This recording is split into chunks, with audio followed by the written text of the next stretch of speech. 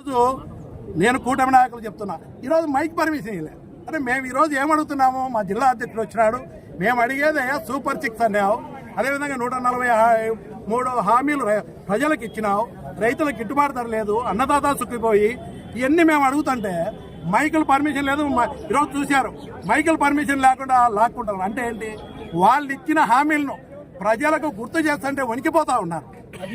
వీళ్ళు మహానాడు ఏదో పెద్దగా ఉద్ధరించినామని చెప్పి ఈరోజు మహానాడు అయిన తర్వాత మహానాడు తర్వాత పబ్లిక్ క్లియర్ గా అర్థమైంది. ఏమర్థమైంది, ఇవన్నీ ఏమీ చెప్పలే, వాళ్ళ సొంత డబ్బు ఒకటి కొట్టుకున్నారు. ఇంకా మహానాడు తర్వాత ప్రజలు డిసైడ్ అయినారు, ఇన్నాళ్ళు నెక్స్ట్ ఇయర్ ఏమన్నా ఇస్తారనుకున్నారు. ఈ 5 ఏళ్లలో కూడా ఇస్తామని చెప్పలే చంద్రబాబు నాయుడు గారు, ఈ 5 ఏళ్లలో కూడా ఈ స్కీములు ఇస్తామని చెప్పలే. ప్రజలు డిసైడ్ అయిపోయినారు.